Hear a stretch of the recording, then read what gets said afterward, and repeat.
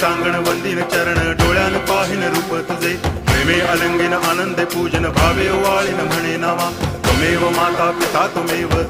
बंधुश्च सखा त्वमेव विद्या करुणं त्वमेव सर्वं मम देव कायेन वाचा मनसेन्द्रियैर्वा बुद्ध्यात्मना वा प्रकृति स्वभावात् करोमि यद्यत् सकलं परस्मै नारायणायति समर्पयामि अच्युतं केशवं रामनारायणं कृष्णदामोदरं वासुदेवं हरि गिरिधरं माधवं गोपिकावल्लभं जानकीनायकं रामचन्द्रं भजे हरे राम